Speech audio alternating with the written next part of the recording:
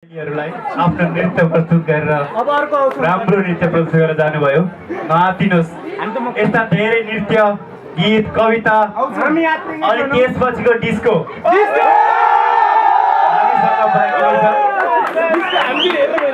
यसको लागि तपाईँले धैर्य धारण गर्नुपर्नेछ। हामीसँग सिंहराज छ र त्यसभन्दा अगाडि यस स्टेजमा यस एजुकेसन प्रोजेक्टको बारेमा आफ्नो छोटो धारणा र आफूले भोगेका आफ्ना योजनाहरू यस स्टेजमा प्रस्तुत गरिदिनु हुनको लागि यस स्टेजमा निम्त्याउन चाहन्छु coordinator of education project Shailendra Jha.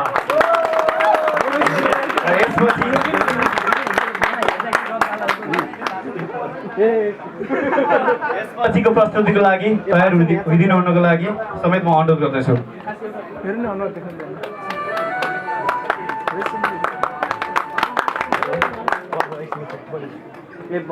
सबैलाई हार्दिक धन्यवाद।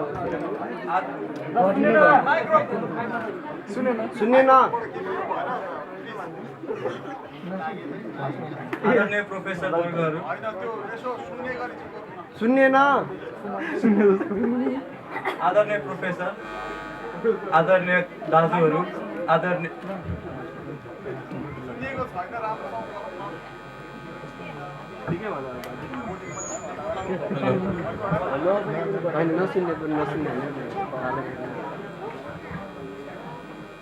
हेलो, मैले यो कार्यक्रम गर्दा धेरै नै सहयोग मात्रै पाएँ। हामीले यो कार्यक्रम गर्नु अगाडि गिसेनमा कार्यक्रम गरेथ्यौँ स्टुडेन्टहरू मिलेर, र त्यतिखेर हामीलाई फ्राङ्कफर्टका गिसेनका विस्बाडनका दाई दिदीहरू साथीहरूले धेरै नै सहयोग गर्नुभएको थियो र यसपालि पनि हामीलाई त्यही रूपमा सहयोग गर्नुभयो। म धेरै बोल्न त चाहदिनँ, तर म धन्यवाद चाहिँ दिन चाहन्छु। र त्यो अगाडि म के भन्न चाहन्छु भने हामीले यो प्रोजेक्ट स्टार्ट गऱ्यौँ, यो त हामीले टिगरिङ गरेको हो, हामीले एउटा इनिसिएट मात्रै गरेको हो, यो अन्त्य होइन र यो हाम्रो लिमिट यति नै होइन। हामीले आज सप्तरीको तिलाठी भन्ने गाउँमा गऱ्यौँ। हाम्रो चाहना छ 3 वर्षमा 14वटै अञ्चलमा एउटा गाउँमा यो प्रोजेक्टलाई लगाउँ। भन्नुको अर्थ 3 वर्षमा हामीले 15वटा गाउँमा यो प्रोजेक्टलाई लान चाहन्छौँ र यसमा तपाईँहरूको सहयोग चाहिन्छ। यदि तपाईँहरूलाई आफ्नो गाउँमा केही गर्ने मन छ भने मलाई फेसबुकबाट कन्ट्याक्ट गरे पनि हुन्छ, इमेलमा कन्ट्याक्ट गरे पनि हुन्छ, जसरी कन्ट्याक्ट गर्न सकिन्छ। आजको युगमा हामी कन्ट्याक्ट गर्न चाहेमा कन्ट्याक्ट गर्न सकिन्छ र हाम्रो टिम नेपाली विद्यार्थीहरू जो टेहा एम फिडबक गिसेनमा अध्ययनरत छन् उहाँहरूसँग कन्ट्याक्ट गर्नुभयो भने हामीले कोअर्डिनेट गर्न सक्छौँ। तसर्थ यो प्रोग्रामलाई चाहिँ कसैले यसरी सोच्नु पर्दैन, यो प्रोग्राम किन यो गाउँमा मात्रै, किन मेरो गाउँमा भएन। यदि तपाईँहरूलाई लाग्छ यदि यो प्रोग्राम तपाईँहरूको गाउँमा तपाईँहरू जहाँबाट आउनुभयो त्यहाँ यो हुनुपर्छ भने तपाईँहरू हात बढाउनुहोस्, हामी पनि बढाउँछौँ र हामी सँगै गर्न सक्छौँ यो प्रोजेक्टलाई। र यो प्रोजेक्ट सम्बन्धी केही बुझ्न मन लाग्यो भने प्लिज मलाई इमेल फेसबुकमा लेखे पनि हुन्छ सजिलो, अथवा इमेल गरे पनि हुन्छ, म यसको एन्सर दिन्छु, अथवा हाम्रो टिमका साथीहरूलाई गरे पनि हुन्छ। यो प्रोजेक्ट सक्सेस गर्नुमा चाहिँ महत्त्वपूर्ण योगदान दिनुभएका हाम्रा साथीहरूलाई म एकचोटि स्टेजमा बोलाउन चाहन्छु र तपाईँहरूले कृपया उहाँहरूलाई स्वागत गरिदिनु होला। बाबुराम खनाल, मनिर श्रेष्ठ, निराजन नेउपाने, प्रदीप परियार, सुभाष पाण्डे, कमल पुरी, जोनस कटवाल, रविन लामिछाने, मनिष कुटेलवाल, रवि किरण काफले, रविन महर्जन, राजकुमार सिलवाल, राजीव सापकोटा, मोनट गौतम, आतङ्क बस्ने, निरज जङ्कारकी,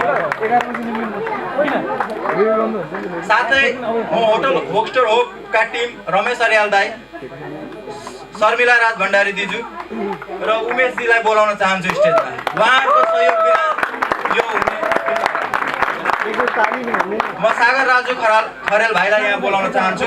म विनोद सुवेदी दाइलाई यहाँ बोलाउन चाहन्छु र म कल्चरल टिमका हाम्रा बहिनीहरू जसले आज तपाईँहरूलाई एकदमै मनोरञ्जन गर्नेछन् र हाम्रा दाइ कलाकार दाइहरूलाई यहाँ स्टेजमा बोलाउन चाहन्छु। म नेपाल पेभिलियनका सुभाष श्रेष्ठ दाइ र ईशा श्रेष्ठ दिजुलाई बोलाउन चाहन्छु।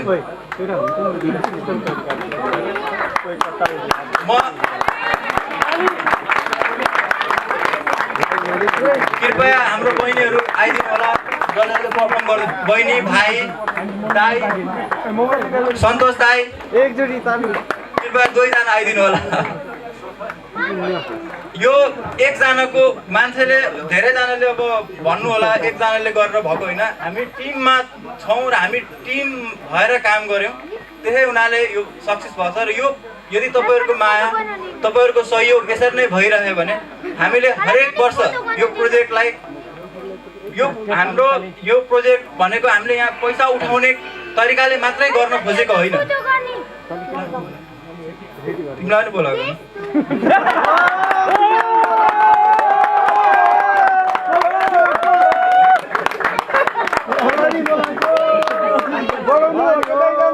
अनि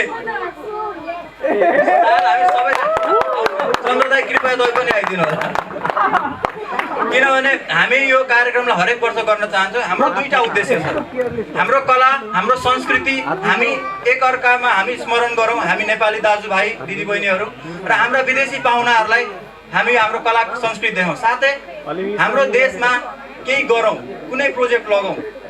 हामीले आफूले गर्न सक्ने सहयोग अरूसँग मात्र होइन, हामीले आफूले गर्न सके पनि गरौँ। यति भन्दै म धन्यवाद भन्न चाहन्छु तपाईँहरूलाई। र यहाँ आइदिनु यो प्रोजेक्ट गर्नको लागि हामीलाई धेरै नै सहयोग गर्नुभएका दाइहरूमध्ये एकदमै धेरै सहयोग गर्नुभएको छ कुमार दाइले। विगतको वर्षमा पनि उहाँले व्यक्तिगत रूपमा ठुलो रकम सहयोग गर्नुभएको थियो हामीलाई। र अघि हाम्रो प्रेजेन्टेसन कार्यक्रममा पनि उहाँले प्रमिस गर्नु, मेरो नेपाली त्यति राम्रो त छैन, प्रमिस गर्नुभएको थियो होइन, उहाँले प्रमिस गर्नुभएको छ संस्थागत रूपमा व्यक्तिगत रूपमा सहयोग जसरी गर्न सकिन्छ यो प्रोजेक्टलाई, यो कार्यक्रमलाई, त्यसरी उहाँले जहिले पनि हामीलाई सपोर्ट गर्नुहुन्छ र हामीलाई जहिले पनि मोटिभेट गर्नुहुन्छ। म दुई शब्द भन्नको लागि र यो हाम्रो कार्यक्रमको अन्तिम वाचन कार्यक्रम हो, यसपछि सम्पूर्ण रूपले नृत्य र हाम्रो गीत सङ्गीत हुन्छ। उहाँलाई 2 मिनटको लागि केही भनिदिन अनुरोध गर्दछु।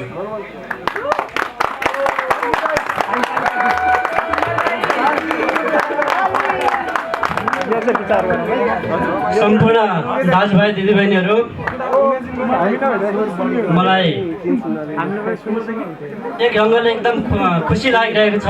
हाम्रो शैलेन्द्र भाइले फ्राङ्कफर्टमा बसेर तपाईँ हाम्रो बिचमा यो 3-4 वर्षको बिचमा यहाँ बस्ने नेपाली समाज, नेपाली जमातलाई यत्रो उत्साह प्रदान गर्नुभयो अनि यत्रो आशाको सञ्चार गराउनुभयो। र अब अर्को तर्फबाट मलाई दुःख लागिरहेको छ कि हाम्रो शैलेन्द्र भाइ हामीलाई यो जर्मनीमा छोडेर नेपाल जाँदै हुनुहुन्छ। तर शैलेन्द्र भाइ गए पनि मैले स्टेजमा देखेँ हाम्रो थुप्रै शैलेन्द्र भाइ जस्तै दाजुभाइ दिदीबहिनीहरू थुप्रै हुनुहुँदो रहेछ जर्मनीमा। अनि यहाँ यसरी नै पढ्ने एकदम उत्साहित ठुलो नेपाली दाजुभाइ दिदीबहिनीहरूको जमात देखेँ। त्यसो हुनाले म पनि यो हाम्रो नेपाली कला संस्कृति अनि हाम्रो देश गरिब भए पनि हाम्रो मन ठुलो छ भन्ने नेपालीहरूको जमात ठुलो छ जस्तो मलाई लाग्छ। हामी नेपालकै लागि मरिमेट्छौँ, नेपालकै लागि सोचिराख्छौँ। त्यस्तै जमात शैलेन्द्र भाइको अनुयायी साथीहरू, दाजुभाइहरू, दिदीबहिनीहरू अरू पनि हुनुहुन्छ।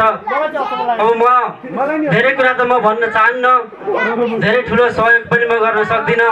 तर म एउटै कुरा के प्रमिस गर्न चाहन्छु भने यस्तै खाले उत्साह बोकेर कुनै दाजुभाइ दिदीबहिनीहरू फेरि भोलि पनि आउनुभयो भने मेरो सहयोग तपाईँहरूलाई निरन्तर रहनेछ।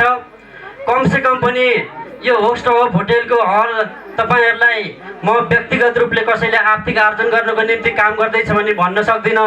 तर नेपालमा परोपकारी काम गर्छु, म नेपालको लागि केही गर्छु भनेर कोही आउँछ भने यो हल तपाईँहरूको लागि any time without cost free छ।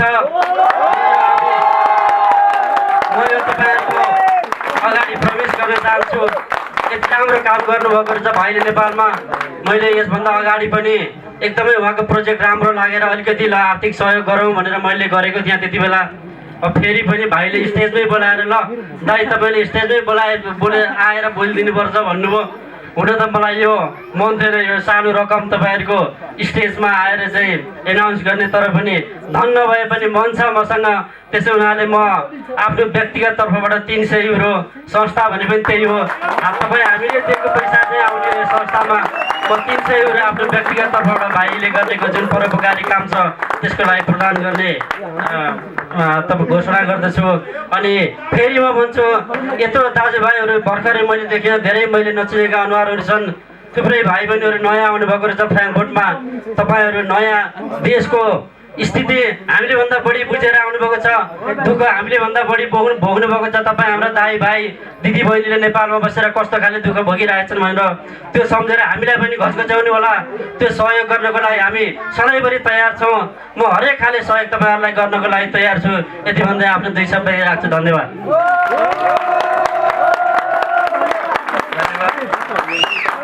Dear Professor and friends, I understand that if you are having problem with the language, but we will try to entertain you with our cultural path, because now talk program is completely finished, and so I hope you will enjoy.